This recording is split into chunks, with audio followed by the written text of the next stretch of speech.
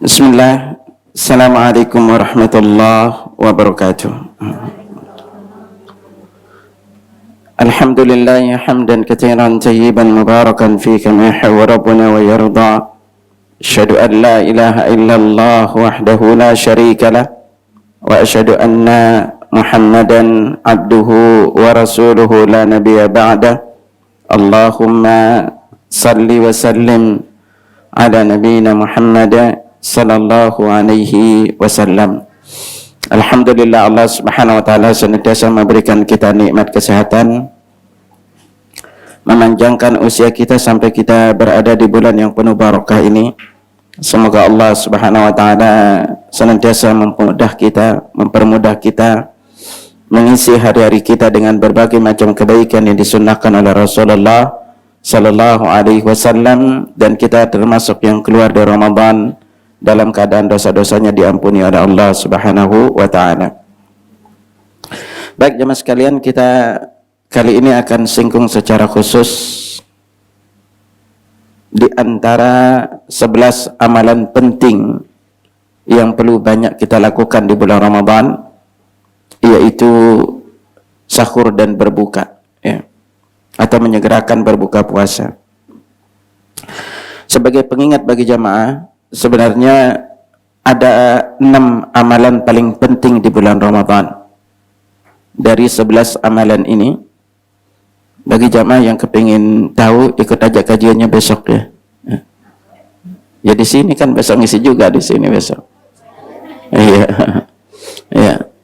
Besok kita akan banyak kupas 6-nya amalan ini agar jamaah lebih paham secara lebih lengkap ya. Karena ini kita ambil dari 11 amalan ini, Anda singgungin aja agar jamaah nanti fokus. Apa aja amalan paling penting kalau kita belajar dari surat Al-Baqarah ayat 183 sampai 187. Di sini Allah memberitahukan kepada kita itu paling tidak itu ada 4 amalan terbaik. Yang wajibnya jelas puasa. Yang kedua itu adalah tilawah Al-Quran.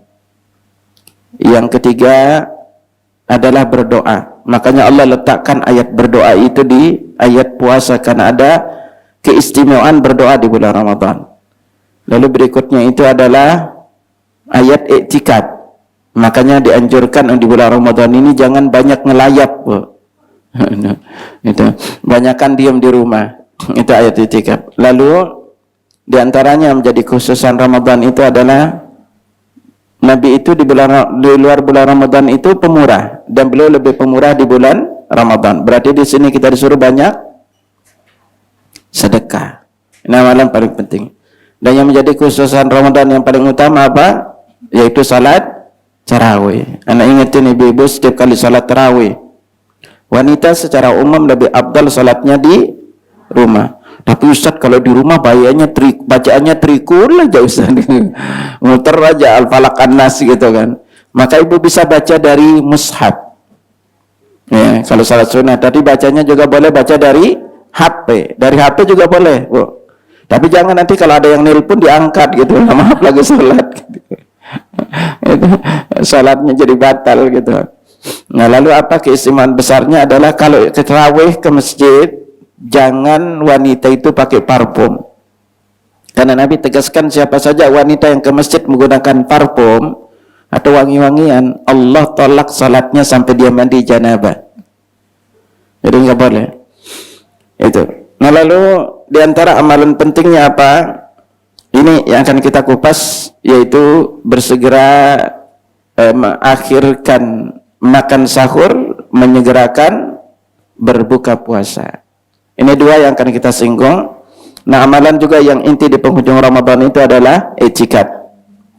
Lalu nanti bayar zakat, baik itu zakatul fitri maupun zakat mal. Nah, ini di antara pembahasan-pembahasan penting di bulan Ramadan, ya. Nah, yang jadi titik kunci juga perlu kita ingat adalah jamaah sekalian, perbanyaklah berdoa agar Allah berikan kekuatan, kesehatan, dan agar kita bisa beribadah atau banyak beribadah di bulan Ramadan dan kita termasuk yang keluar dari Ramadan dalam keadaan dosa-dosanya diampuni oleh Allah. Ana sering ingetin kepada para jamaah, Ramadan ini kesempatan juga ancaman. Kesempatan maknanya apa? Allah berikan kesempatan kepada orang-orang saleh dengan melipat gandakan berbagai macam kebaikan bagi orang-orang yang beramal saleh di dalamnya. Satu ayat yang kita baca di bulan Ramadan berbeda pahalanya dengan banyak ayat yang kita baca di luar Ramadan. Satu tasbih yang kita baca di bulan Ramadan berbeda pahalanya dengan ratusan tasbih yang kita baca di luar Ramadan. Sama juga dengan kita sedekah, baca Quran, salat, semua di bulan Ramadan ini dilipat gandakan pahalanya. Karena kenapa? Berbicara masalah waktu. Di antara komponen penting bab peningkatan atau dilipat gandakannya pahala sebuah kebaikan adalah terkait dengan kapan melakukan amal itu. Karena itulah Allah menjelaskan kepada kita lewat Rasulnya juga ada waktu-waktu terbaik beramal saleh. Ada yang terulang setiap hari, seperti kapan? Pagi dan sore harinya. Nah juga ada wajib dan sunnahnya. Yang wajibnya salat subuh dengan asar. Sunnahnya apa? Pagi petang. Sunnahnya apa? Zikir pagi dan petang. Nah juga di sepertiga malam terakhir, itu adalah waktu terbaik yang terulang setiap hari. Amalannya di sepertiga malam terakhir apa? Tahajud dan witirnya. Juga istighfar. Lalu berikutnya berdoa. Di bulan Ramadan bisa kita gunakan untuk sahur dan tarawih. Juga bisa kalau mau salat di sepertiga malam terakhir, penghujung malamnya boleh. Lalu yang Jumat, ini juga waktu terbaik beramal saleh yang terulang mingguan. Yang wajib adalah salat Jumat. Yang sunnahnya apa? Hari Jumat membaca selawat kepada Nabi. Ini kayaknya perlu diulang-ulang nih kalau udah lansia gini gitu. Ya Jumat itu ya. Nah juga utamanya selesai asar kita berdoa. Kalau Senin Kamis puasa. Pintar kalau ini. Nah ini sekarang yang terulang tahunan. Nah kita pada intinya jamaah sekalian, kalau kita berbicara di bulan Komariah, ya, maka setengah bulannya itu dari bulan Rajab sampai dengan Muharram, ini adalah setengah bulan waktu terbaik beramal saleh. Mulai dari Rajab, lalu setelah Rajab kita masuk Sya'ban, setelah Sya'ban Ramadan, setelah Ramadan Syawal paling apal gitu. Selesai Syawal apa? Tuh bingung kan gitu. Selesai Syawal apa? Zulqa'dah. Ini lalu masuk Zulhijjah. Ini bulan haji. Lalu masuk di bulan Al-Muharram. Jadi setengah tahun itu waktu terbaik beramal saleh, dan ini kita berada di rangkaiannya. Ya, di rangkaiannya, dan di setiap waktu ini ada amal terbaik. Nah, Ramadan adalah waktu terbaik yang terulang setiap tahun.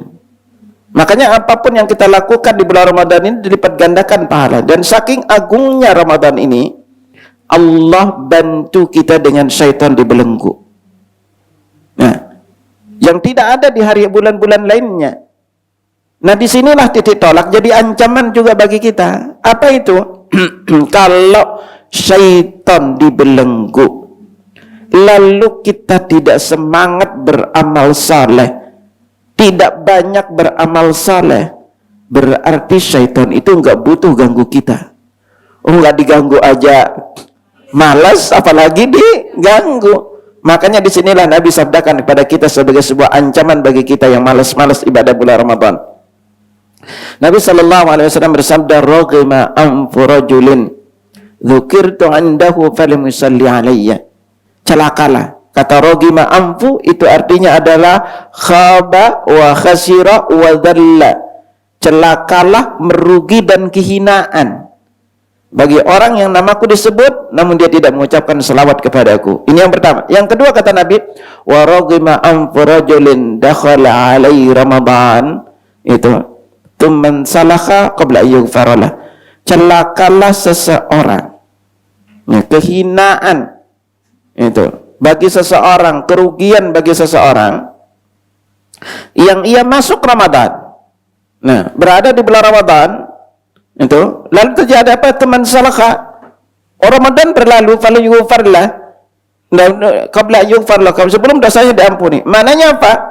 Bahwa dia itu di bulan Ramadan enggak memiliki semangat, tidak menyingsingkan baju, alias malas dia beramal soleh. Dengan berlalunya Ramadan, namun dia tidak, dosa-dosanya diampuni. Makanya di antara ciri kita celaka, merugi adalah Ramadan datang, namun kita tidak banyak beramal soleh. Ini hati-hati. Ya, kalau orang soleh kesempatan itu, tetapi juga sebagai sebuah ancaman. Nah, maka dari itu jamaah sekalian, di antara perkara penting di bab amal yang harus selalu kita ingat adalah bahwa sebuah amal soleh apapun akan semakin besar pahalanya jika amal soleh itu benar-benar kita cocokkan, benar-benar kita sesuaikan dengan apa yang disunnahkan oleh Rasulullah sallallahu alaihi wasallam. Nah, untuk mengetahui seperti apa amal Nabi, terutama di bulan Ramadan, dari amalan-amalan lainnya, seperti apa contoh ketika beliau berbuka dan ketika beliau sahur, disinilah pentingnya kita berilmu. Karena yang menjadi titik tolak nanti pembeda antara kebanyakan orang di dalam bab ibadah adalah masalah ilmu. Makanya Nabi di bab salat beliau bersabda, "Sallu kama ra'aitumuni usalli." Salatlah kalian sebagaimana kalian melihat aku salat. Di bab manasik haji maupun umrah Nabi bersabda, "Khudhu anni manasikakum." Ambil tata cara manasik haji kalian, baik umrah haji maupun umrah, dariku. Nah, sama juga nanti kalau kita tidak berilmu tentang seperti apa hari per hari Nabi di bulan Ramadan, seperti apa siyamus salihin, puasanya orang-orang saleh, maka kita itu akan berlalu Ramadan gak ada jauh bedanya. Ya. Yang keingat kita Ramadan apa? Bukanya. Lalu kalau udah berjalan Ramadan, lama-lama realitanya mana? Rata-rata kaum muslimin semangat ibadah di bulan Ramadan hanya di awal. Kalau udah masuk 10 kedua, mulai jatuh berguguran. Masuk yang ketiga, kepikirannya apa? 10 ketiga, lebaran. Kalau enggak kepikiran apa? Bajunya, kuenya kepikiran tuh. Subhanallah. Makanya kalau jamaah perhatikan, potret lebarannya, potret puasanya Nabi, potret berbukanya Nabi dan sahurnya itu sederhana. Berbeda banget dengan berbukanya kita, Bu. Itu komplit gitu. Makanya nanti agar jamaah selalu ingat, sebelum kita singgung satu persatu dalilnya, jamaah agar selalu ingat gitu. Kenapa kita tekankan ini? Agar jangan sampai porsi yang harus kita banyakin tidak kita banyakin, porsi yang tidak dibanyakin itu yang dimewahin. Gitu loh kan. Salah satunya contoh, di bulan Ramadan itu Nabi banyak berdoa, jamaah sedekah. Sampai Nabi disabdakan karena Nabi sallallahu alaihi wasallam ajudun nas.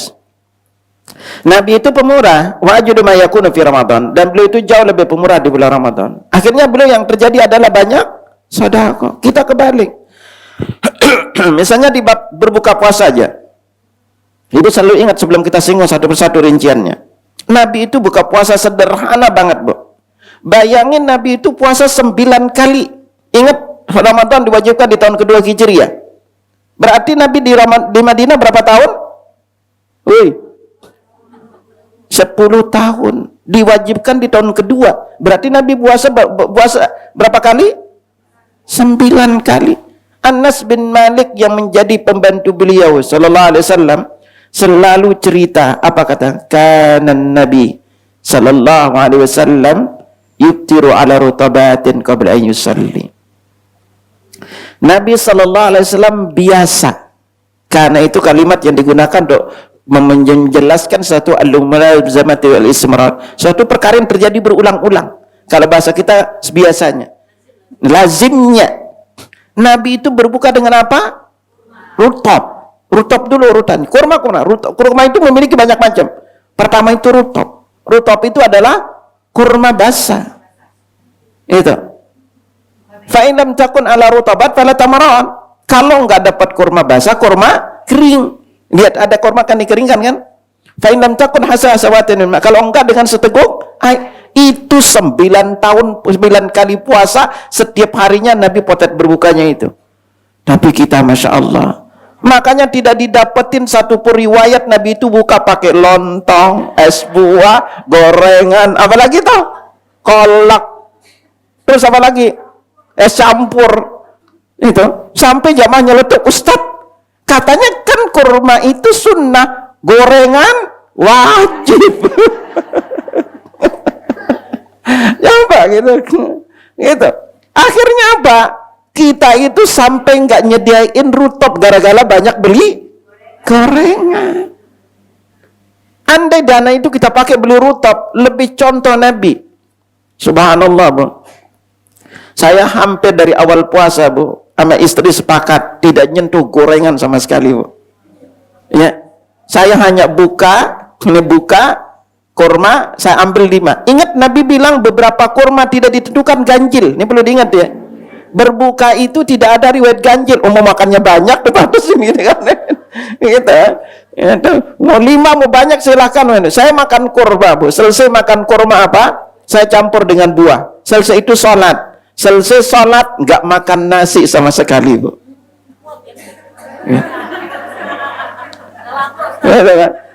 Saya hanya makan rebusan, Bu. Saya makan rebusan, makan telur, paling telur 2 biji, lalu makan rebusan, kadang-kadang jagung, kadang-kadang ini, enggak makan sama sekali nasi. Makan nasi itu hanya pas sahur. Itu pun setengah nasi, setengah kurma. Itu doang udah. Apa? Lauknya itu seadanya aja, Bu. Nasinya itu saya tinggal pakai kalau ada kuahnya, udah. Nggak banyak makan Ramadan. Saya total, ternyata enak juga ya gitu. Saya komit sama istri, pokoknya kita selama Ramadan nggak gorengan, nggak minyakan, nggak manis-manisan, total sama Ramadan.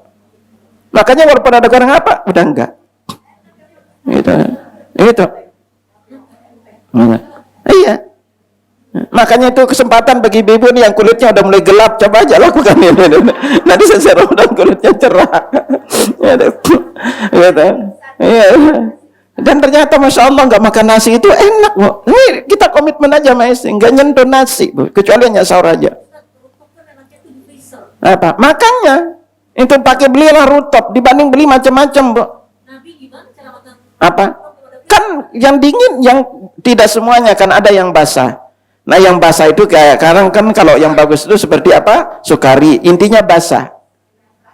Yang lebih bagus kalau coba pakai majol lalu pakai ini, wah itu udah lebih keren deh pakai gitu. Ya itu. Kan paling bebas pakai sukari yang basah. Yang kita pakai yang basah-basah.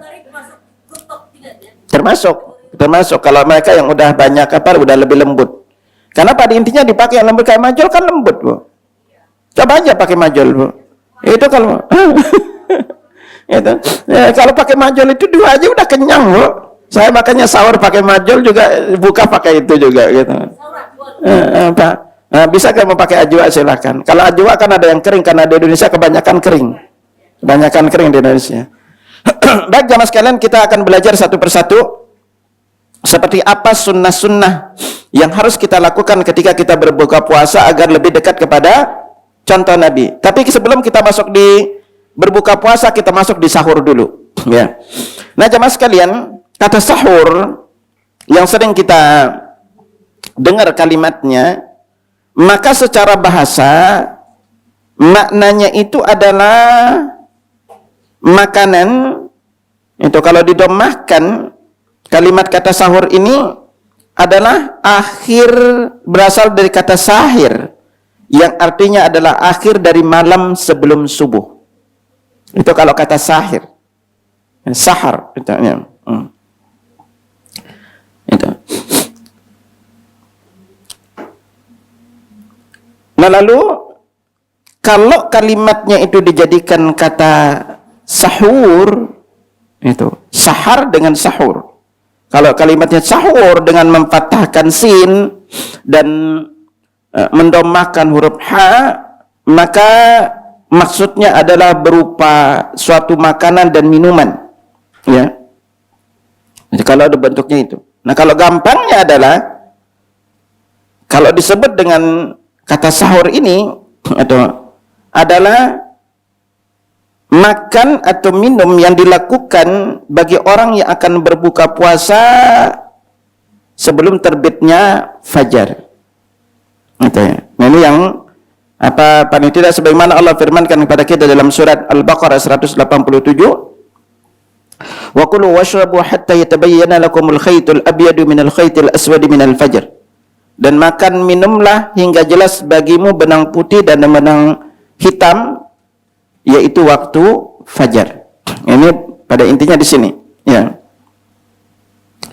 Nah, maka lalu secara hukum sahur ini adalah termasuk mustahab, ya, atau perkara yang disunnahkan bagi orang berpuasa, karena Nabi SAW sangat menganjurkan untuk kita makan sahur, ya. Jadi di sini Anda ingatkan kepada para jamaah, jangan berkata, Ustadz saya kuat nggak makan sahur. Itu bukan itu perkaranya. Sekarang kita lihat keutamaan-keutamaannya, ya. Kenapa sangat kita dianjurkan untuk makan sahur, dan kita lihat berbagai macam keutamaan yang sampai kepada kita riwayatnya dari Nabi Sallallahu Alaihi Wasallam. Di antaranya keutamaan yang selalu kita ingat adalah bahwa makan sahur ini, ketika kita makan sahur, maka ingat bahwa itu kita melaksanakan perintah Nabi Sallallahu Alaihi Wasallam. Dan juga Allah juga memerintahkan seperti ini dengan ayatnya. Nah, jadi memenuhi perintah Rasulullah SAW dalam hadis beserta keutamaan ayatnya. Jadi ketika kita sahur itu selalu ingat bahwa kita melaksanakan sunnah Nabi.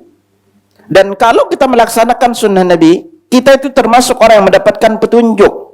Makanya Nabi SAW bersabda dalam surah ini, ayat 80, "Mayyuti'ir Rasul faqad ata'a Allah."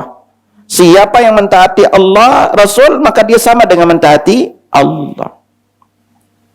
Ayat lainnya Allah berfirman dalam surah Al-Ahzab ayat 71, "Wa man yuti'illaha wa rasulahu." Dan barang siapa yang mentaati Allah dan Rasulnya, faqad faza fawzan 'azima, maka sungguh ia telah mendapatkan kemenangan yang besar. Jadi di sini ketika apapun bentuk perintah yang diperintahkan oleh Allah dan Rasulnya, maka niatkan menjalankan perintah ini. Karena ketika kita menjalankan perintah Nabi, sama dengan kita menjalankan perintah Allah. Dan ketika kita melaksanakan perintah Allah, maka itu tanda kita mendapatkan hidayah juga.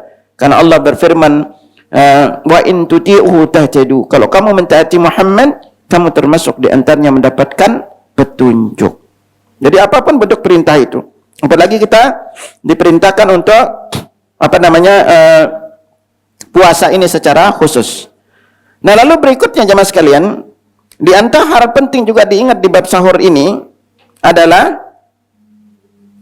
bahwa ketika kita makan sahur, ini adalah makanan yang barokah. Makanya Nabi SAW bersabda, "Tasahharu fa inna fis sahuri barakah." Makan sahurlah kalian, karena di dalam makan sahur itu ada kebarokahan. Nah, di sini diriwayatkan dari Anas bin Malik, diriwayatkan Al-Bukhari dan Muslim. Nah, apa yang dimaksud dengan barokah itu di sini, yaitu turunnya dan tetapnya kebaikan dari Allah pada sesuatu. Nah, barokah ini bisa mendatangkan kebaikan dan pahala, bisa juga mendatangkan manfaat dunia maupun di akhirat. Ini makna dari kebarokahan. Nah, salah satu di antara makna keberkahan adalah kita dapat pahala dan hidayah karena mentaati perintah Nabi Sallallahu Alaihi Wasallam. Ini. Nah, lalu itu tadi, ya. Jadi makan sahur ini adalah makanan barokah. Dan di sini juga kita belajar, karena kebarokahan makan sahur inilah, maka setiap orang yang makan sahur itu juga didoakan oleh malaikat. Jadi kita kalau makan sahur itu didoakan malaikat. Ingat, yang mendoakan kita adalah malaikat, bukan ustadz, bukan kiai. Makanya Nabi SAW bersabda, yang diriwayatkan Abu Sa'id Al-Khudri, yang diriwayatkan oleh Imam Ahmad dan Syaib Al-Anud, mengatakan hadis ini sahih dari ghairihi, as-suhuru akluhu barokatun. Makan sahur itu makanan penuh berkah. Jadi tadi kalimatnya, ya, kalau dengan kata sahir atau sahur itu waktunya. Tetapi kalau makanannya namanya as-suhur. Jadi kalau tadi sinnya fathah dengan sinnya dhammah itu memiliki makna berbeda. As-sahuru dengan as-suhuru. Jadi as-sahur itu adalah waktu sahur. Sementara as-suhur makanan di waktu sahur. Ya. Jadi as-suhuru akluhu barokatun. Jadi makan sahur itu makanan penuh barokah. Fala tad'uhu, kata Nabi lebih lanjut, jangan kalian tinggalkan. Walau an yajra ahadukum jur'atan min ma, walaupun salah seorang di antara kalian itu minum seteguk air. Seteguk air aja. Itu. Jadi jangan sampai ditinggalkan, kata Nabi. Jangan ditinggalkan dengan alasan, Ustaz saya kuat enggak sahur. Itu apalagi ngantuk-ngantuk gitu kan, udah bangun. Nah, lalu Nabi lanjutkan, fa innallaha wa malaikatahu yusalluna 'alal mutasahhirin. Karena sesungguhnya Allah dan para malaikatnya bersalawat untuk orang yang makan sahur. Ini keistimewaannya kita makan sahur ini. Dan di antara yang paling istimewa juga, yang paling anak ingetin jemaah sekalian, dari 6 amalan paling utama yang jamaah benar-benar fokusin di bulan Ramadan, salah satunya itu adalah doa. Doa. Apa keistimewaan doa ini di bulan Ramadan? Karena di ayat puasa ayat 185-nya, 186-nya Allah tegaskan terkait dengan puasa, wa idza sa'alaka ibadi anni fa inni qarib. Kalau hambaku bertanya kepadaku tentang wahai Muhammad, katakan sungguh aku dekat. Ujibu da'watad da'i idza da'an. Aku mengijabah doa yang berdoa. Makanya ana ingetin jamaah di bulan Ramadan ini, kalau bisa tulis 5, 4 atau 3 doa yang benar-benar Allah ingin kabulkan setelah Ramadan. Yang mau utangnya lunas, tulis berapa utangnya. Ya. Lalu yang pengen umroh gratis bintang 5 tahun ini tulis. Tulis. Iya toh? Iya. Kalau mintanya sekarang gitu. Iya, kan belum tentu langsung dikabulin. Bisa jadi langsung dikabulin ya. Udah masa gitu. Ya. Lalu misalnya apa, yang punya anak belum menikah, lalu misalnya yang monopause pengen head lagi gitu. Ya bisa, Bu. Bisa. Nah, makanya sekarang kita kenapa nesing mau di bab doa ini? Karena terkaitannya dengan sahur. Ingat, kita di bulan Ramadan itu memiliki 3 momen poin penting berdoa. Pertama, sepanjang siang kita puasa, doa kita makbul. Tahan siang. Karena Nabi sallallahu alaihi wasallam bersabda, "Thalathatun la turaddu da'watuhum." Ada 3 golongan orang yang tidak ditolak doanya. Kapan itu? As-shaim hatta yuftir. Orang yang berpuasa sampai dia berbuka. Yang berikutnya juga was-shaim hina yuftir. Orang yang berpuasa ketika dia berbuka. Jadi ketika kita berbuka, doa kita makbul. Lalu kapan? Sepertiga malam terakhir ini ketika sahur. Makanya enak ingetin para jamaah itu setiap kali bangun di sepertiga malam terakhir sebelum sahur, berdoa dulu kepada Allah. Karena Nabi ini, keistimewaan sahur ini, waktu makan sahur diberkahi. Kenapa juga? Karena Allah turun di sepertiga malam terakhir. Maka Nabi SAW bersabda dalam riwayat Abu Hurairah dari Bukhari dan Muslim, "Yanzilu Rabbuna tabaraka wa ta'ala kulla lailatin ila as-sama'i dunya hina baqatul lailul akhir." Rabb kita tabaraka wa ta'ala turun ke langit dunia ketika tinggal sepertiga malam terakhir. Yaqul, kemudian menyeru, "May yad'uni fastajib lah." Siapa yang berdoa kepadaku, aku ijabah. Wa may yas'aluni fa'utiya, yang meminta kepadaku aku beri. Wa yastaghfiruni fa'ghfirlah, yang mohon ampun aku ampuni. Jamaah sekalian, andai jamaah dari sekarang udah tulis doa yang mau dikabulkan, mungkin kriteria itu benar-benar yang kepingin kepada jodoh, tulis aja, Bu. Itu jodohnya. Siapa tahu selesai Ramadan dapat jodoh. Yang bapak-bapak pengen nikah lagi, tulis juga gitu. Siapa tahu dapat jodoh lagi gitu. Gitu kan. Ya makanya ditulis saja mana dulu yang paling kita ingin dikabulkan. Gitu. Ya. Ya Allah, bisa jadi sekarang ini ibu-ibu yang punya utang lalu angkat tangan berdoa kepada Allah. Makanya kalau kepingin Allah kabulkan doanya lunas utang, datengin tempat ngutang. Kita ini selama ini hilang dari peredaran kalau punya utang. Makanya kebanyakan yang punya utang itu amnesia gitu. Gitu kan?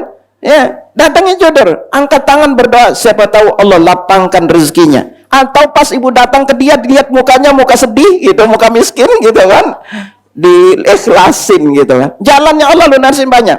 Makanya kalau dari sekarang kita terus berdoa kepada Allah sepanjang siang kita Ramadan berpuasa, lalu berikutnya nanti pas mau berbuka di sepertiga malam tadi kita berdoa, lihat Allah akan kabulkan doa kita.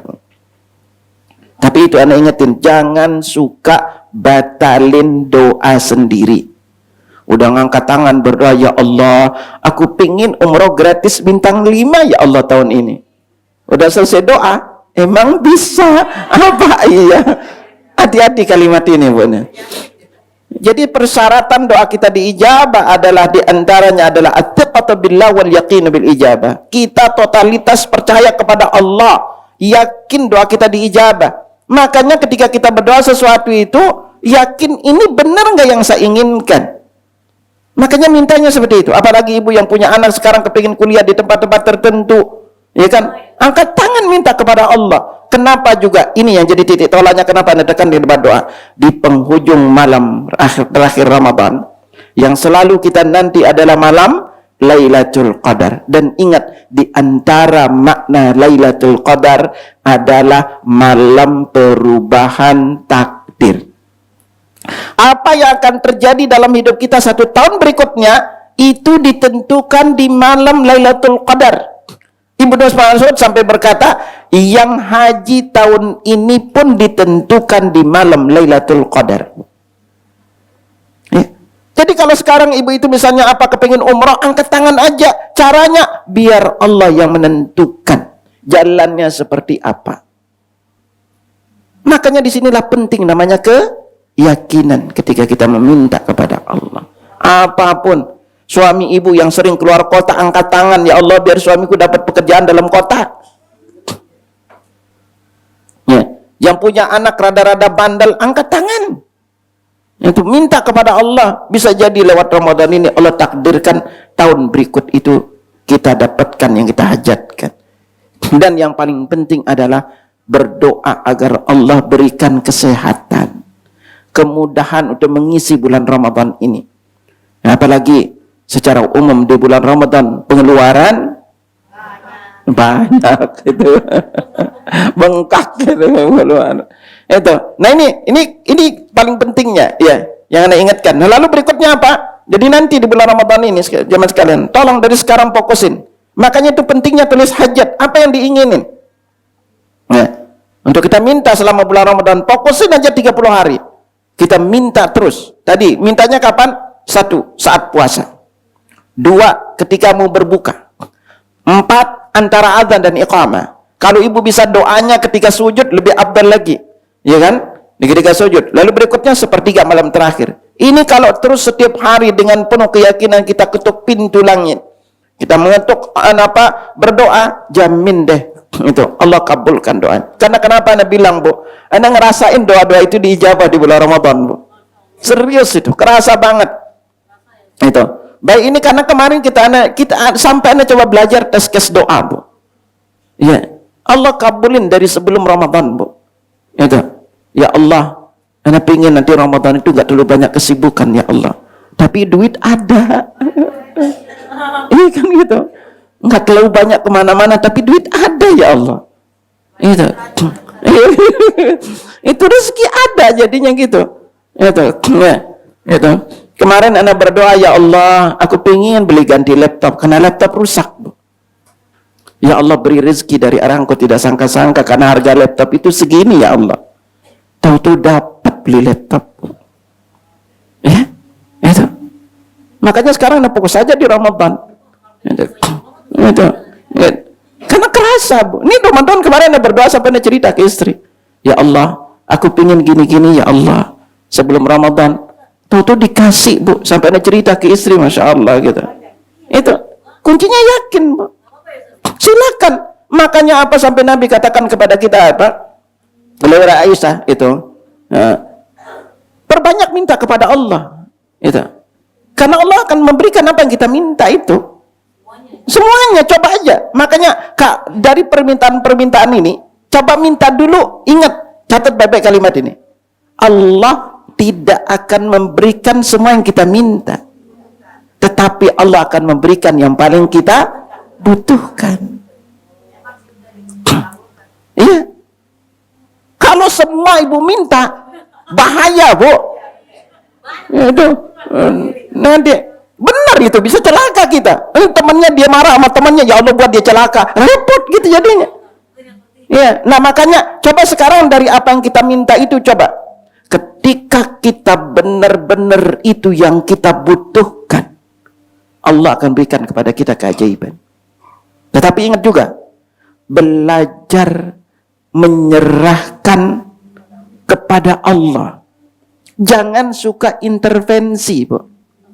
Contoh, ibu berdoa, ya Allah, aku pengen umroh gratis bintang 5 tahun ini ya Allah. Lalu ibu nyeleduk, gimana caranya ya?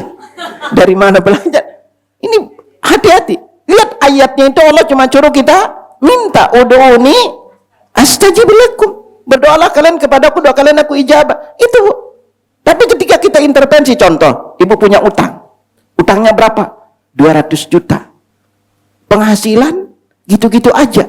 Lalu angkat tangan berdoa, ya Allah, aku pengen melunasi utangku sebanyak 200 juta. Lalu ibu nyeletuk, gimana caranya ya? Bingung. Nah ini, coba ibu pasrahin dulu kepada Allah. Jalan lunasin utang itu banyak. Satu, bisa diikhlasin karena ngeliat muka ibu, muka sedih. Muka susah gitu kan. Ya. Yang kedua, orang bisa berkata setengahnya, bayar setengahnya aja deh. Yang ketiga, orang bisa berkata bayar deh semampunya. Gitu. Makanya Bu, kemarin Anda buktiin ini agar jamaah itu jangan pernah sedih. Beberapa minggu sebelum Ramadan, Bu, Anda itu karena pernah kejadian minta rezeki, Bu, sama Allah. Ya Allah, aku punya utang sekian. Mudahkan jalannya ya Allah. Aku pengen lunasin utang. Tahu-tahu maaf, Bu, sampai masuk ke rekening itu 1 miliar lebih, Bu. Ya. Jalannya itu bingung juga gitu loh kan. Masuklah ke rekening itu. Apa yang terjadi, Bu?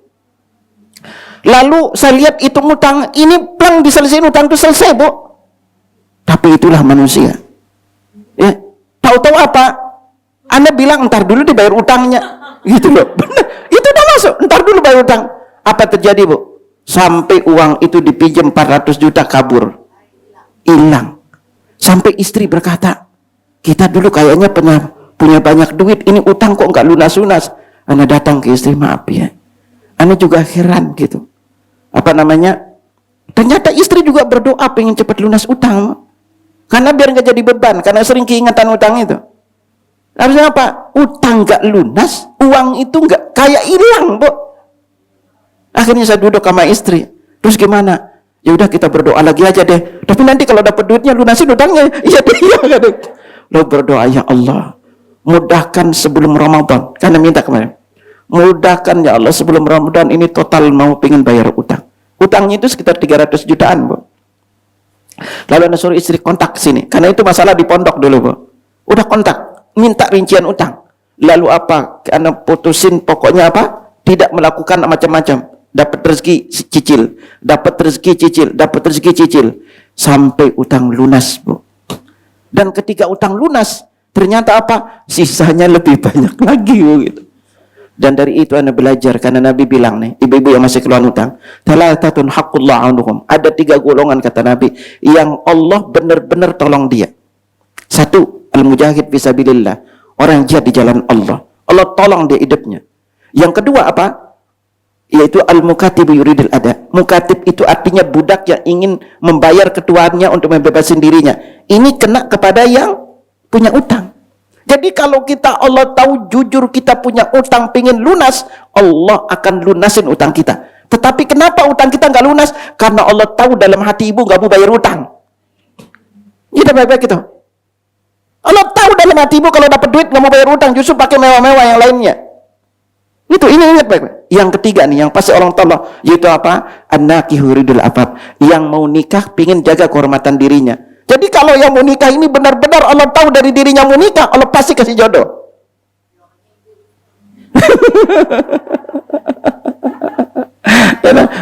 Nah itu. Nah ini jadi dalam masalah utang ini tolong. Kalau Allah, makanya setiap kali ibu punya utang sekarang berapapun jumlahnya, Bu, datang ke tempat ibu utang. Jujur. pengen ngakuin. Kalau ibu ada rezeki, bayar dulu. Tinggalin kemewahan yang lain. Maka Allah akan kasih kita rezeki lebih banyak lagi. Ya. Apalagi ini bulan Ramadan. Ibu angkat tangan minta kepada Allah, ngadu kepada Allah. Gitu.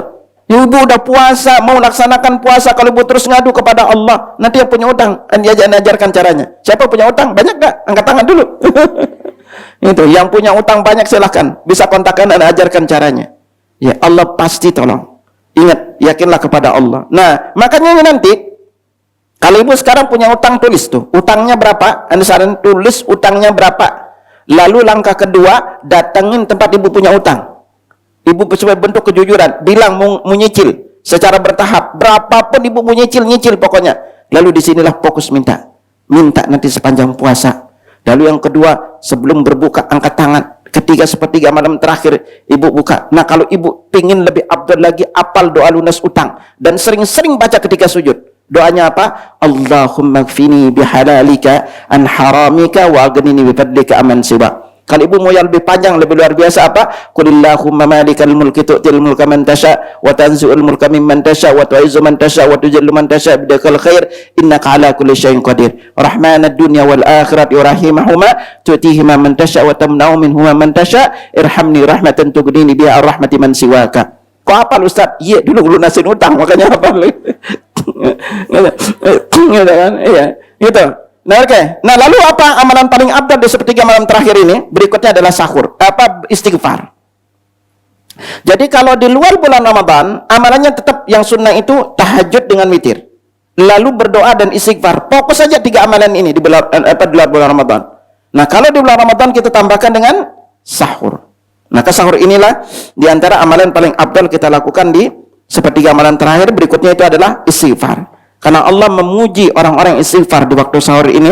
Allah berfirman dalam surah Ali Imran, wal mustaghfirina bil ashar, dan orang-orang yang meminta ampun di waktu sahur. Dalam surah Az-Zariyat ayat 18 Allah berfirman wabil ashari mustaghfirun, dan mereka memohon ampun di waktu sahurnya. Ini jemaah sekalian keistimewaan sahur ini juga. Sahur ini menjadi pembeda kita dengan ahli kitab. Maka Nabi SAW bersabda, fasluma baina siyamina wa siyami ahlil kitabi aklatus sahar. Yang pembeda puasa kita dengan ahli kitab itu adalah makan sahur. Ya, makanya ahli kitab ini berarti mereka dalam perkara ini tidak makan sahur. Itu. Dan kalaupun mereka makan sahur, mereka segerakan. Itu. Sementara kita disuruh untuk mengakhirkan. Maka Imam Nawawi berkata, pemisah dan perbedaan antara puasa kita dan puasa mereka adalah sahur. Karena mereka tidak bersahur sedangkan kita dianjurkan bersahur. Nah, ini diantara keistimewaan kalau kita makan sahur ya. Itu selain kita itu bentuk kita menjalankan perintah Nabi sallallahu alaihi wasallam. Nah, jamaah sekalian, mungkin jamaah pernah dengar sebuah hadis yang berbunyi nih, yang kadang-kadang diantaranya bikin kita kurang memahaminya dengan tepat. Nabi bersabda, idza sami'a ahadukumun nida. Sebelumnya, kapankah terakhir itu kita makan sahur? Dan seperti apa potret Nabi itu ketika beliau sahabat juga makan sahur? Kita mendapatkan riwayat dari Anas bin Malik radhiyallahu anhu, anna Nabi Allah sallallahu alaihi wasallam, sebagaimana diriwayatkan dari Anas bin Malik, ya, dijelaskan itu tasahhara sallallahu alaihi wasallam ila salatin fasalla. Nah, Nabi itu pernah sahur, kemudian kami salat. Ya, qulna li Anas, kata Sabit, kami bertanya kepada Anas, kam baina faraghihima min suhurihima wa dukhulihi fi shalah. Berapa jarak antara beliau salat dengan makan sahur? Ya. Apa jawab Anas? Qadra ma yaqra'u rajulu 50 ayat. Kurang lebih seperti seorang itu membaca 50 ayat. Ini. Ibnu Hajar menjelaskan ini bahwa berakhirnya Nabi itu dari sahur itu dimulainya dan berakhirnya itu dengan waktu subuh. Nah, Imam Nawawi berkata dalilnya menunjukkan disunnahkan mengakhirkan makan sahur hingga dekat waktu subuh. Imam Qurtubi berkata dalam hadis ini terdapat dalil sahur tersebutlah selesai sebelum terbit fajar atau azan subuh. Nah, sementara kalau jamaah mungkin pernah baca hadis yang berbunyi, mendengarkannya, ya. Bunyi hadisnya apa? idza sami'a ahadukum nida wal ina wa la yadihi. Jika salah seorang di antara kalian mendengar azan sedangkan sendok terakhir masih ada di tangannya, fala yadahu hatta yaqdi hajatahu minhu, maka janganlah ia meletakkan sendok tersebut sehingga ia memenuhi hajatnya. Nah, yang jadi pertanyaannya itu adalah, kalau kita udah adzan, apakah kita masih makan?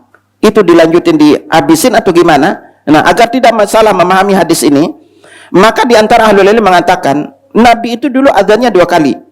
Adzan pertama dengan adzan kedua. Nah, itu juga berlaku di Mekah Madinah. Nah, kalau adzan pertama berarti masih boleh makan. Karena adzan ini sebenarnya belum masuk waktu subuh. Tetapi kalau udah masuk adzan kedua, lalu kita masih makan, maka dan itu yakin adzan subuh, maka makanan ini harus dimuntahkan. Kalau dia makan, berarti dia tidak batal puasanya. Dan ingat, di dalam bab puasa wajib, niat itu harus dilakukan di malam hari. Kalau dalam mazhab Syafi'i diniatin setiap malam. Ya. Yang lainnya boleh kita sebulan. Tapi nggak ada setiap malam harus bilang nawaitu shauma qadin. Ya. Jadi kalau kita itu udah besok tahu masih puasa dan kita ingat pingin puasa, maka kita udah namanya niat. Nah, bedanya niat wajib apa? Nabi sabdakan kalau untuk puasa wajib, man lam yubayyitis siyam qabla al-lail fala siyam. Siapa yang tidak meniatkan puasa di malam hari, tidak ada puasa baginya. Ini untuk puasa wajib. Sedangkan puasa sunnah boleh niat itu sampai sebelum zuhur. Jadi kalau puasa sunnah itu boleh niat itu sampai sebelum zuhur. Ya, misalnya ibu-ibu dari Senin belum makan, belum nyarap dari pagi, itu pingin puasa, lanjutin puasa.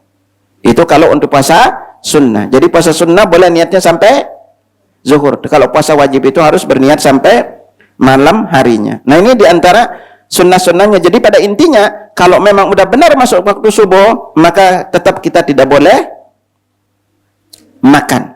Nah, makanya dijelaskan nih oleh Imam Nawawi, kami katakan bahwa jika fajar telah terbit makanan masih ada di mulut, maka hendaklah dimuntahkan dan ia boleh melanjutkan puasa. Jika ia tetap menelan padahal ia yakin telah masuk waktu fajar, maka batallah puasanya. Ini ya. Jadi di sini perlu diingat ya. Itu inti-intinya, karena Indonesia rata-rata kita azannya sekali. Nah, Ustaz, lalu gimana dengan yang bilang imsak gitu kan? Nah, imsak jemaah sekalian perlu diingat baik-baik. Teriak imsak di waktu subuh ini itu kurang lebih berapa menit? 10-an menit, Bu. Nah, berarti di sini apa? Boleh kita makan, tapi paling tidak kita bisa waspada. Ya, tapi kalau udah pas azan, maka kalau masih ada di mulut itu dibuang. Ya, kalau masih ada di mulut kita. Nah, tidak boleh dilanjutkan untuk dimakan. Itu kalau udah azan kedua, dan itu, nah makanya itu berarti kita pastikan di Indonesia kan standar azannya 1, maka kalau udah masuk waktu azan ya udah selesai, udah boleh. Iya.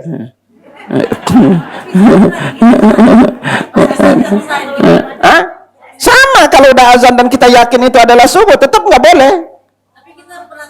Makanya imsak ini sebagai paling tidak, imsak itu kita masih boleh makan, tapi bukan wajib berhenti makan.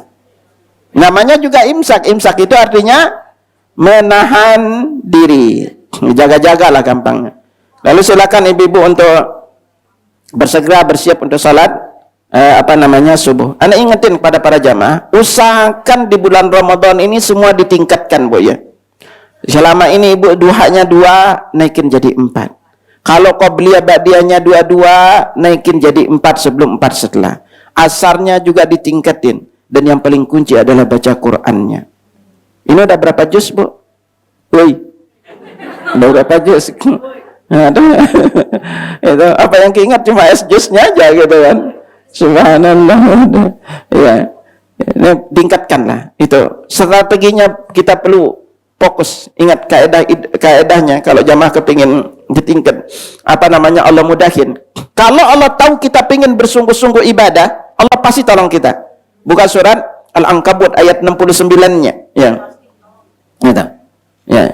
Al-Ankabut 69 Allah berfirman walladzina jahadu fina lanahdiyannahum subulana. Orang-orang bersungguh-sungguh menempuh jalan kami, berjihad di jalan kami akan tunjukkan jalannya. Dan ujung ayatnya paling enak tuh. Wa innallaha lama'al muhsinin. Sesungguhnya Allah bersama orang-orang yang berbuat kebaikan. Jadi ma'iyah itu di sini artinya Allah tolong, Allah berikan taufik, Allah berikan kemudahan. Ya. Surah Al-Ankabut ayat 69. Ibu kalau baca ayat depannya, itu ayat depannya. Coba dibaca, siapa yang baca ayat 2 dan 3-nya sampai ayat 4-nya? Coba dibaca. Ada yang baca? Siapa yang anda ketemu? Coba dibaca.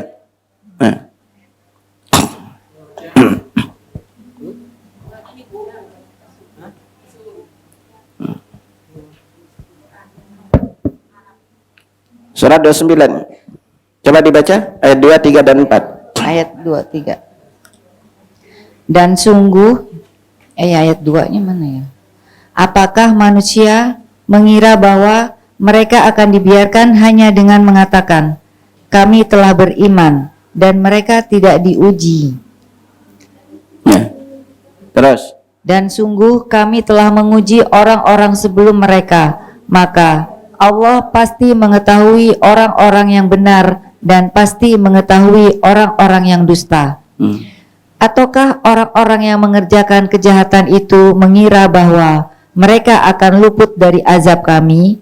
Sangatlah buruk apa yang mereka tetapkan itu. Yang unik ayat ini sekalian, di awal surat Al-Ankabut Allah tegaskan, makanya kalau kita beriman, Bu, catat baik-baik, pasti diuji. Tolong diingat ini.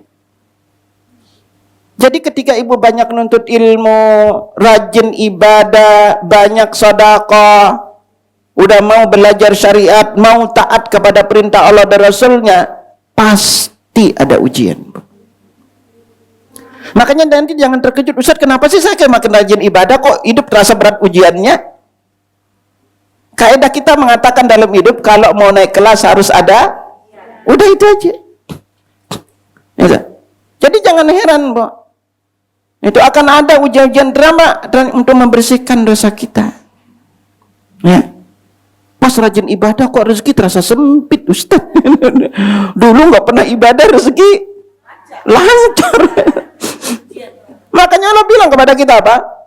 Itu dalam rangka tujuannya untuk mengetahui siapa yang jujur dan siapa yang dusta. Tapi di ujung ayatnya Allah tutup dengan apa? Walladzina jahadu fina lanahdiyannahum subulana. Orang yang bersungguh-sungguh menempuh jalan kami, berjihad bersama kami, akan tunjukkan jalannya. Dan Allah senantiasa bersama orang-orang yang baik. Jadi makanya kalau kita udah berniat, maaf nih, kenapa namanya? Kalau ibu-ibu udah tahu jujur dari hati, pingin rindu umrah, Allah pasti tolong, Bu. Kalau Allah tahu ibu itu pingin tahun bulan ini khatam beberapa kali Al-Quran, Allah kasih ibu kemudahan. Kalau Allah tahu ibu sekarang dari hati ibu kepingin banyak sedekah, bukan banyak beli baju, Allah pasti kasih keberlimpahan. Karena janji Allah. Itu. Makanya itu pentingnya dari hati kita ini kepingin Allah tahu. Makanya sekarang kenapa orang itu sulit lunas utang? Karena dia udah berniat kalau dapat duit nggak lunasin utangnya, Bu.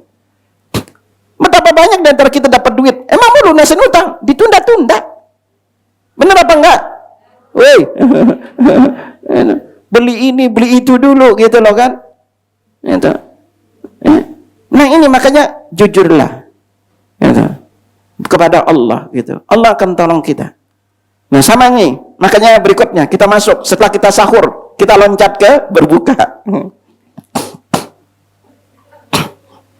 Kita langsung berbuka. Nah berbuka jamaah sekalian adalah di antara beberapa sunnah yang penting untuk kita lakukan agar berbuka kita sesuai dengan contoh Nabi SAW. Yang pertama itu menyegerakan berbuka. Nah, kalau berbuka nggak disuruh segera, udah segera, masa ditunggu menanti. Nah, makanya wajar kalau berbuka ini salah satu di antara kebahagiaan orang berbuka puasa. Nabi bersabda, "Lis-shaim farhatani yafrahuma." Orang berbuka itu memiliki dua kebahagiaan yang dia berbahagia dengannya. Apa itu? Ketika dia berbuka dia bahagia.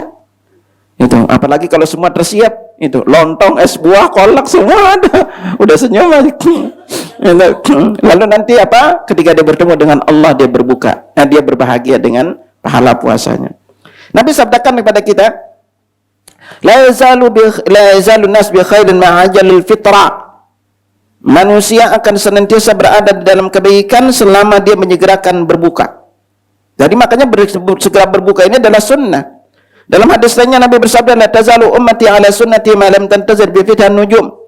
Umatku akan senantiasa berada di atas sunnahku atau ajaranku selama tidak menunggu munculnya bintang untuk berbuka puasa. Apa maksudnya? Diberikan oleh Ibnu Hibban Ibnu Zaimah dengan sanad yang sahih. Yang ketiga, ibu, kalau nanti punya teman pas azan maghrib enggak mau berbuka, ibu paksa dia berbuka juga enggak mau berbuka, itu pasti dia ikut ajaran Syiah, Bu. Oh, ya. Syiah itu baru akan mau berbuka ketika terbit bintang.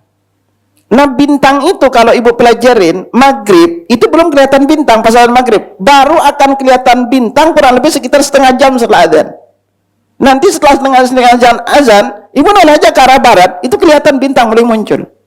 Nah, orang Syiah itu bukannya di sini. Nah, orang Yahudi melakukan ini. Makanya Syiah itu mirip ajarannya dengan Yahudi. Ya, itu. Makanya mereka punya imam 12. Syiah apa? Ya orang Yahudi dulu dikasih 12 kelompok. Itu, katanya ribut-ribut tapi di belakang senyum-senyum. Ya, itu selalu. Takiyah mereka. Nah, ini ya. Nah, jadi kita dianjurkan berserah berbuka puasa. Nah, tadi kita singgung lagi. Ini agar ibu selalu ingat. Dan ini ajarin ke anak, Bu. Anak kita berapa banyak mereka itu nggak biasa berbuka pakai korma. Karena ibu biasanya diain pisang goreng sama yang lainnya. Itu. Ya, makanya Nabi sabdakan kepada kita, karena Rasulullah SAW itu rutabat qabla an yusalli. Rasulullah SAW itu biasa berbuka dengan rutab sebelum salat. Jadi dengan rutab aja lalu salat. Kita itu harus penuh dulu gorengan, es buah, kolak baru salat. Itu kan? Maka kemarin kepada salah satu masjid pas ada ngejelasin ini, ya juga Ustaz dia gitu. Coba kalau memang setiap buka itu ibu sediain yang contoh Nabi, ibu banyak-banyak sering makan macam-macam selain rutab, pahalanya yang berkurang, Bu. Pahala kita. Karena apa? Ibu ini Nabi bilang batalin puasa sholat. Ibu nggak kenyang nggak pindah tempat. Ya, kan? Ya. Lalu kalau makan selesai itu silakan, tapi ini polanya ini dulu. Ya. Makanya apa kita dianjurkan biar bersegera sholat. Nah itu karena kenapa? Ini gaya yang selama ini kita bangun. Makanya kalau berbuka, udah makan beberapa kurma, itu belum selesai azan, udah selesai, tinggal berangkat di masjid. Maka istri sampai bilang, belum selesai azan, udah selesai.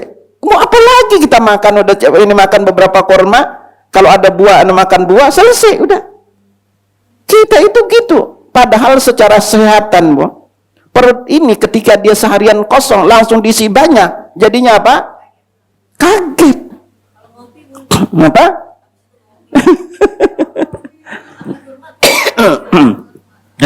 Nah, kenapa dianjurkan manis-manis? Ternyata dari sisi kesehatan itu bermanfaat, Bu.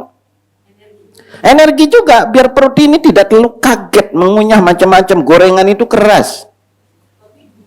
Apalagi gitu. Itu. Ya. Nah, kalau belum mengatakan fa'ilam takun rutabatun. Lihat.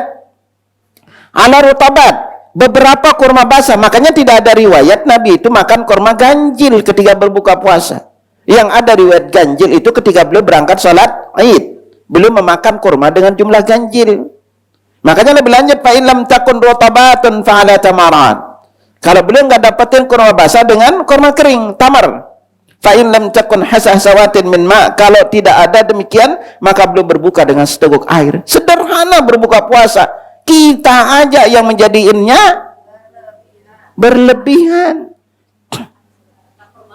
Karena kelaparan. Semua lapar mata.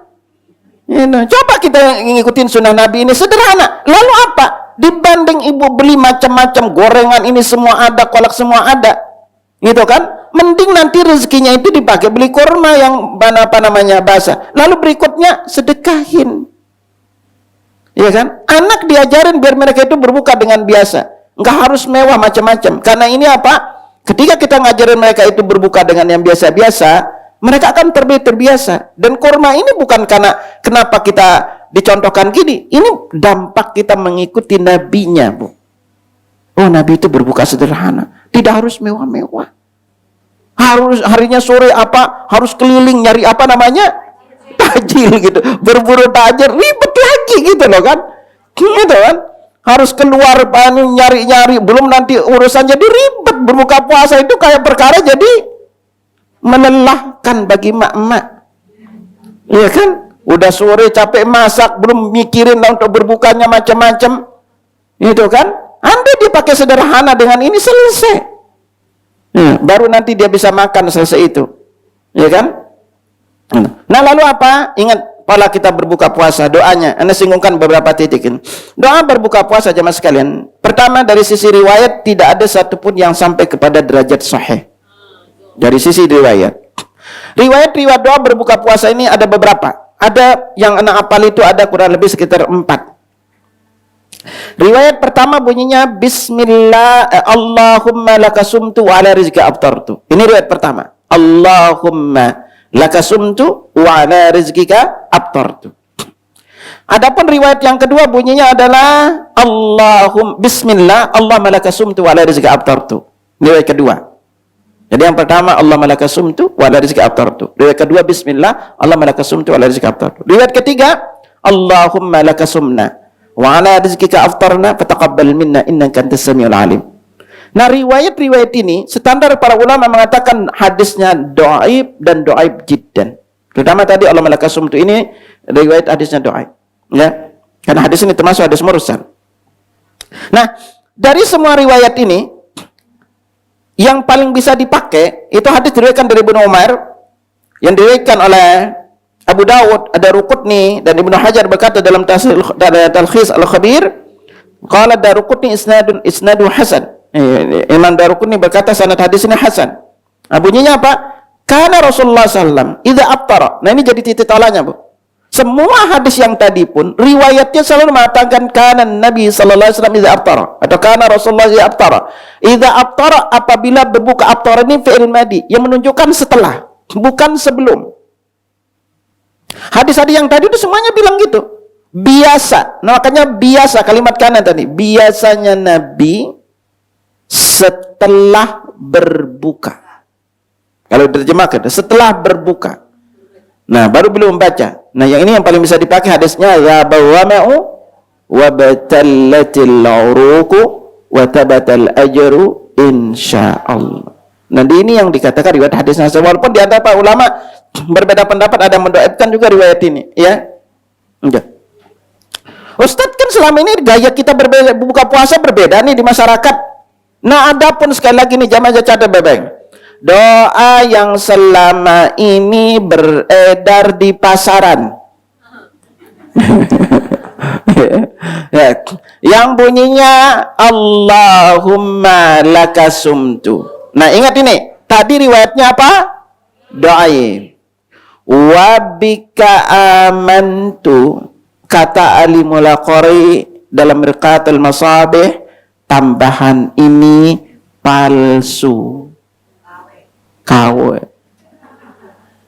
Wa ala rizqika aftartu, riwayatnya tadi apa? Dhaif juga. Bi rahmatika ya arhamar rahimin, tambahan ini palsu. Jadi kalau mau pakai yang doibnya pakai yang mana? Allahumma lakasumtu wa bika aman. Wala ala rizqika aftartu. Jadi yang doibnya Allahumma lakasumtu wa ala rizqika aftartu. Dan kapan dibaca? Setelah berbuka. Sebelum berbuka baca apa? Pinter. Ya, jadi sebelum berbuka kita cukup baca Bismillah. Lalu berikutnya minum atau makan kurma. Nah, selesai itu baru baca doa.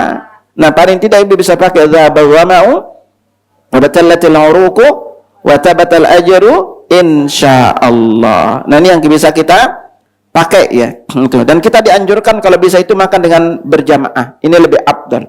Ya, kalau ada keluarga kita bisa keluarga bersama-sama dengan keluarga membacanya ya. Dan ini tadi ketika berbuka puasa doa kita makbul. Maka Nabi sallallahu alaihi wasallam bersabda, "Thalathatun la turaddu da'watuhum."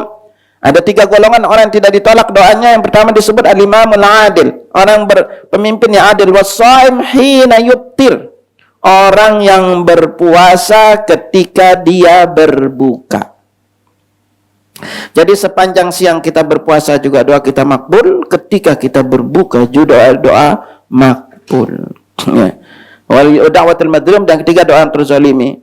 Makanya dalam Tuhfatul Ahwad dijelaskan ketika berbuka adalah waktu terkabulnya doa, karena ketika itu orang berpuasa telah menyelesaikan ibadahnya dalam keadaan tunduk dan merendahkan diri ya kepada Allah Subhanahu wa taala. Nah, kalau kita berbuka di rumah, sebelumnya yang sangat dianjurkan kita lakukan adalah memberi orang lain berbuka puasa. Sedekah. Karena Nabi sallallahu alaihi wasallam bersabda, "Man fattara sha'iman kana lahu mithlu ajrihi." Siapa yang memberi berbuka puasa, maka baginya pahala seperti orang berpuasa tersebut.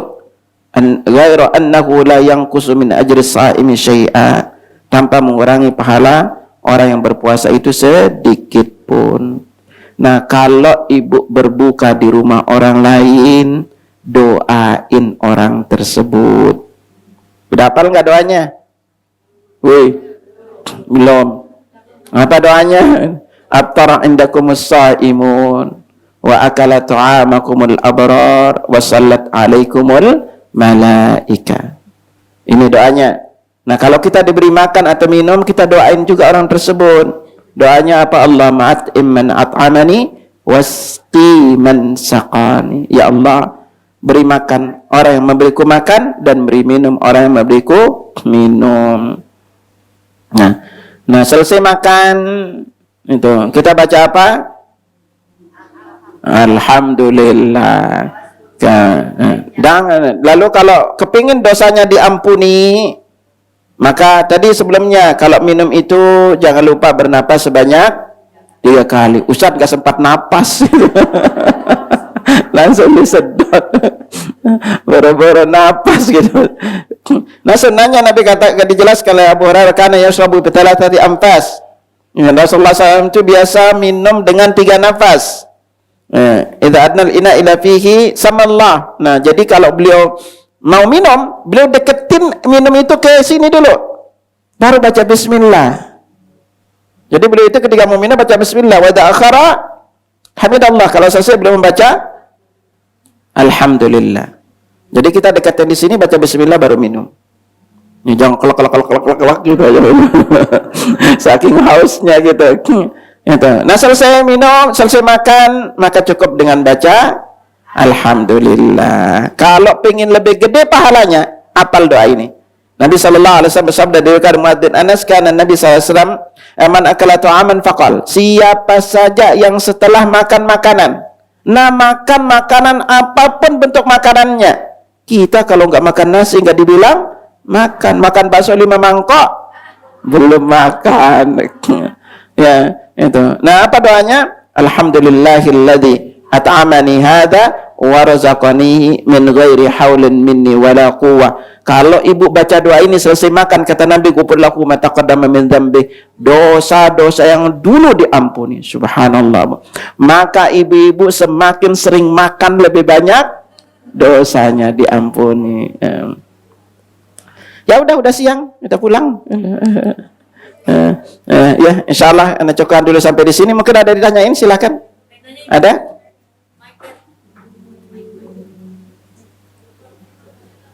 Jangan jauh-jauh. Silakan, mungkin ada yang ditanyakan. Ada yang mau nanya?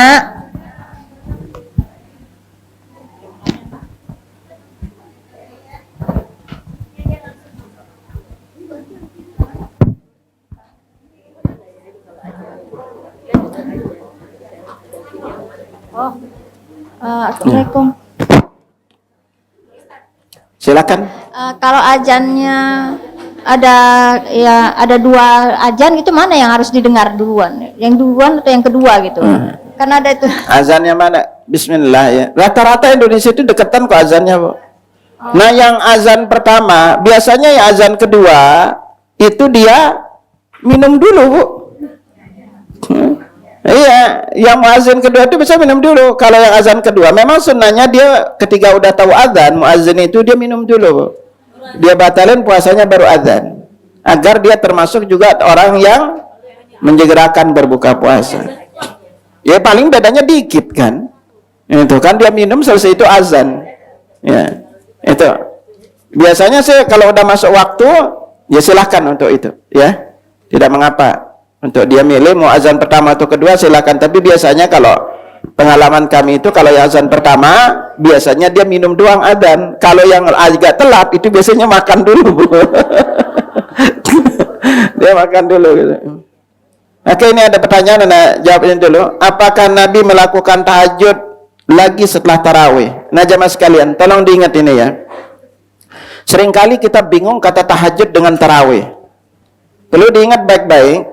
Di bab salat sunnah di bulan Ramadan, ingat kata tahajud dengan qiyamul lail. Tarawih itu juga disebut dengan nama qiyamul lail.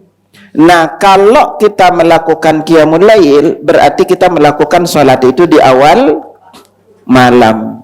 Seperti selesai Isya, bukan awal waktu namanya. Awal malam begitu loh ya. Karena salat malam itu boleh dilakuin dari selesai Isya. Nah, disebut dengan nama tahajud, tahajjada ya tahajjadu, itu artinya dia tidur dulu lalu bersungguh-sungguh bangun di malam hari untuk salat. Makanya disebut dengan nama tahajud. Bingung apa bingung? Untuk bingung kan? Jadi disebut dengan salat malam, dia itu lakukan sebelum tidur. Itu gampangnya. Disebut tahajud kalau dilakukan setelah tidur. Itu gampangnya. Nah, tarawih ini disebut juga dengan nama qiyamul lail. Qiyamul lail. Nah, sebenarnya secara umum kita bisa pilih waktunya. Mau di awal waktu sebagaimana yang umum kita lakukan, atau mau di akhir waktu. Nah, itu pilihannya. Makanya kalau Nabi dulu banyak melakukannya di akhir waktu. Nah, di masa khalifah itu baru terus dilakukan di awal waktu dengan cara berjamaah. Nah, bagi kita yang udah bangun, udah sholat tarawih bersama imam, bolehkah kita kembali sholat ketika bangun di sepertiga malam terakhir? Boleh. Kalau mau lakukan silahkan. Kalau enggak, bubuk. Kalau enggak kita bisa istighfar, bisa berdoa. Kan dianjurkan di sepertiga malam terakhir itu paling kunci itu adalah istighfar. Ya, bisa duduk ibu baca Quran, tambah bacaannya. Nah, yang kuncinya adalah jangan witir 2 kali dalam semalam. Karena Nabi sabdakan pada kita, la witrani fi lailatin. Tidak boleh witir 2 kali dalam semalam. Nah, bolehkah seorang imam salat di waktu membaca suratnya untuk suara merdu, maka dia memperpanjang harokatnya di dalam turun naik bacaan? Itu yang nggak boleh. Makanya disebut dengan nama tartil. Itu ini berbicara nanti di bab membaca. Nggak boleh imam itu terlalu mendayu-dayu. Makanya disebut dengan nama tartil itu bacaannya standar biasa. Ya, ini juga yang perlu diingat. Apa salat yang 2 rakaat seperti subuh, bagaimana cara kita duduk ketika waktu tasyahud? Apalah wanita salat sendiri, apakah perlu adzan iqamah? Ini banyak banget yang ditanyain. Ya, ingat kalau salat itu tata cara duduknya jamaah sekalian. Tolong perhatikan ya. Di dalam 4 mazhab, maka tata cara duduk ini setiap mazhab itu berbeda-beda. Dalam mazhab Hanafi semuanya duduk iftirash. Lagi. Semua salat dalam mazhab Hanafi semuanya iftirash. Dalam mazhab Maliki kalau duduk itu semuanya tawarruk. Ya. Nyambung enggak? Ya Allah gitu. Kalau dalam mazhab Hanafi semua duduk itu tasyahud itu adalah dengan iftirash. Dalam mazhab Maliki semua duduk tasyahud itu dengan tawarruk. Nah, di dalam mazhab Imam Syafi'i dengan Imam Ahmad, maka dua imam ini sepakat kalau salatnya dua tasyahud, maka tasyahud awal itu duduknya iftirash, tasyahud akhir duduknya tawarruk. Mereka guru dan imam ini berbeda pendapat kalau salatnya satu tasyahud. Imam Ahmad memilih dengan duduk iftirash, Imam Syafi'i memilih duduk tawarruk. Lalu bagaimana kita jadi makmum? Yang makmum ngikutin imam. Ustaz nggak tahu imamnya gaya duduknya, terserah deh gaya ibu. Tapi kalau umumnya di Indonesia pasti duduknya tawarruk. Tidak mengapa, karena ini masih perkara sunnah. Dan tapi kalau yang lebih utama kita ikuti, kalau kita tahu cara duduknya imam kita ikuti, karena Nabi bersabda innama ju'ilal imam li'utamma bih. Imam itu dijadikan untuk diikuti, maka ikutilah imam. Nah, kalau kita salat di rumah wanita, sekali lagi kalau salat itu baik wajib apalagi sunnah tidak perlu adzan dan iqamah.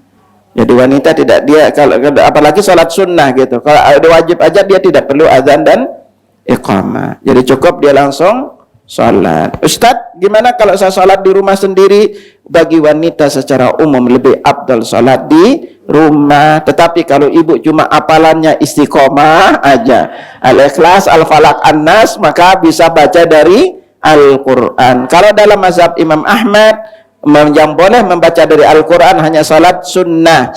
Ibu, ya. dengar Bu, jangan Ya, ngobrol dalam salat sendiri. sunnah. Nah, kalau dalam mazhab Imam Syafi'i boleh salat wajib dan salat sunnah itu membaca dari Al-Quran. Jadi ibu bisa pakai yang gede tuh, taruh di depan sehingga nanti bisa lanjutin bacaan Qurannya Bu, dari salat Bu. Ibu baca terus lanjutin aja dari bacaan itu. Mungkin kali ibu satu rakaat satu juz gitu. Ya udah, kalau enggak pakai trikul aja lah gitu kan. Kalau tidak, silakan ibu bisa ke masjid. Tapi tadi kalau ke masjid jangan pakai wangi-wangian.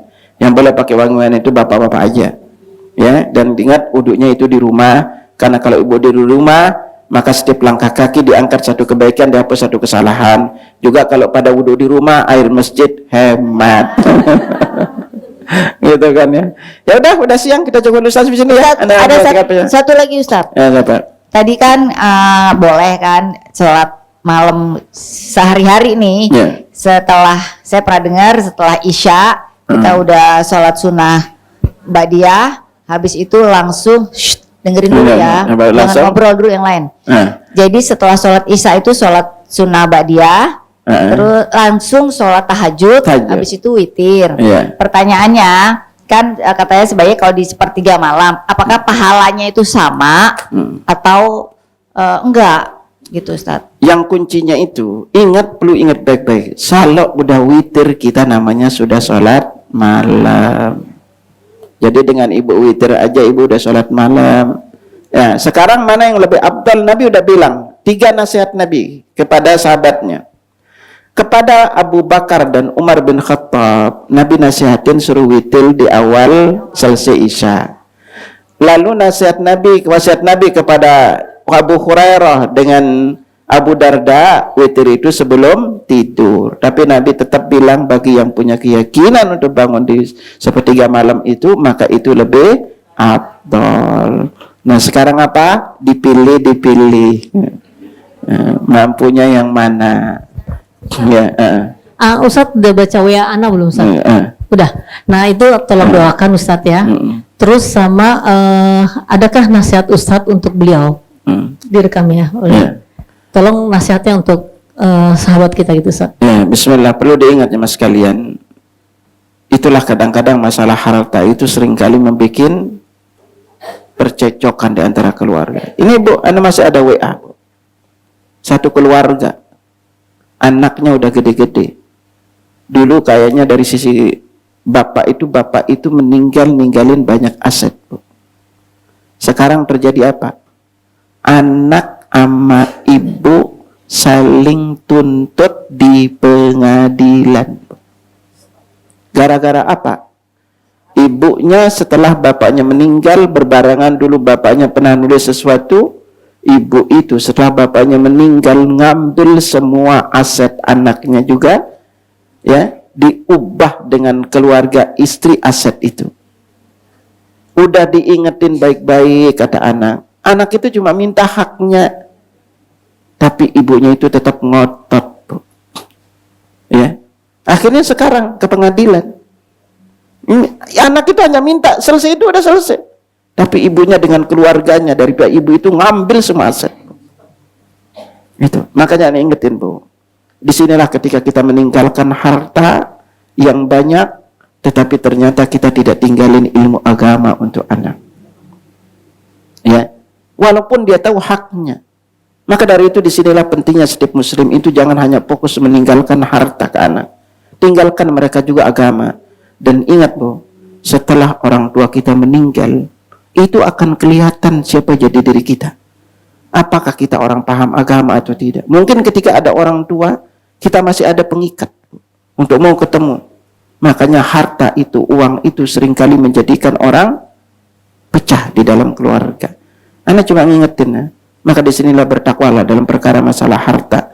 Ya. Dan kita yang ingat, apalagi sampai terjadi pembunuhan dan itu, maka bertaubatlah. Karena kenapa? Sungguh kata Allah tegaskan kepada kita, man qatala mu'minan muta'ammidan fajazahu jahannam. Dan siapa yang membunuh seorang muslim dengan sengaja, balasannya neraka. Sampai Nabi katakan kepada kita, perkara yang akan paling pertama dihisab antara kita dengan Allah adalah antara kita dengan Allah paling pertama dihisab apa? Salat. Tetapi antara makhluk, antara sesama, yang paling pertama itu dihisab adalah masalah darah. Makanya kata para ulama ketika menjelaskan, kalau bisa kalian selama hidup jangan pernah menumpahkan darah, karena begitu berat perkaranya kelak di hari kiamat. Nah, kalau dia secara benar ada gangguan psikologis, maka itu bisa jadi dimaafkan. Kita tidak tahu kondisi dia benar karena psikologis atau tidak. Kalau memang itu kondisinya, maka Allah yang tahu. Tetapi sungguh membunuh seorang mukmin muslim itu perkara besar di dalam Islam. Bahkan Nabi katakan, lahadmul Ka'bah, hancurnya Ka'bah itu lebih ringan di sisi Allah dibanding terbunuhnya seorang muslim. Nah, sekarang tidak ada lain. Perlu diingat baik-baik, ibu yang ini catat baik-baik. Semua terjadi ini sudah ditakdirkan oleh Allah. Ibu duduknya aja udah ditakdirin. Siapa yang nyender, siapa yang selonjor, itu aja udah ditakdirin oleh Allah. Ya kan? Itu. Ya, apalagi ini terkait dengan ini. Semua itu berjalan atas takdir Allah. Dan ini juga menjadi pelajaran bagi kita bahwa jangan sampai gara-gara harta hubungan keluarga menjadi terputus dan rusak. Dan ingat baik-baik, serajin-rajin ibu sedekah, ya. Ingat, sedekah paling afdal itu ke keluarga. Nah, karena Nabi sabdakan kepada kita, sedekah alal miskin sedekah. Pahala sedekah ke fakir miskin itu satu. Wa adzar rahmatan, jangan punya hubungan kerabat itu dua. Jadi ibu rajin sedekah ke orang lain, tapi pelit sama keluarga tetap enggak. Dan memutus silaturahim, ini dosanya besar. Makanya apa? Ajarin anak itu agar mereka itu mau untuk tetap jalin silaturahim. Dan bukan perkara ini terjadi juga di keluarga istri, Bu. Saya sampai dengan istri itu, keluarga ini kita satuin untuk biar barang libur. Kita bantu biayanya, tetap aja, Bu. Berbeda dengan keluarga anak karena kalau di kampung gampang, Bu. Kita kumpul-kumpul itu biasa. Makanya itu dari sekarang ibu yang masih punya keponakan, bantu reketin, Bu. Kadang-kadang kita karena apa, yang satu itu miskin, satu ini datang keluarga kita yang miskin, bukannya dibantu. Makanya rata, coba ibu perhatiin, kalau ada acara keluarga yang miskin tempatnya di mana? Belakang. Kerjaannya apa? Nyuci piring. Kalau yang kaya datangnya selalu di nanti. Kenapa di nanti? Ngasih duit. Makanya seringkali kita itu kalau akan lebih dihormati kalau ngasih duit dibanding ngasih tenaga. Kalau acara keluarga, yang datang itu karena bawa duit, apalagi bawa hal-hal yang mewah-mewah, waduh itu ditunggu. Yang datang miskin, boro-boro ditoleh. Makanya apa, seringkali kemiskinan itu menjadikan kita tidak layak berbicara, tidak layak didengar, Bu. Itu makanya susah jadi miskin. Makanya ibu yang punya anak cowok, ajarin prinsip ini agar mereka tidak cepat-cepat pingin pacaran, lainnya itu nambah dosa aja. ajaran prinsip ini. Jika kamu memiliki wajah kurang tampan, jadilah pria mapan, maka wajah termaafkan. Udah, subhanakallahumma wa bihamdika asyhadu an la ilaha illa anta astaghfiruka wa atubu ilaik. Assalamualaikum warahmatullahi wabarakatuh. Dukung Al-Hujjah untuk punya tempat dakwah. Salurkan wakaf lahan melalui Bank Syariah Indonesia. Nomor rekening 7796001377 atas nama Al-Hujjah Dakwah Islamiyah dengan memberikan kode 300 di belakangnya. Contoh, Rp 10.300.000, Syukron.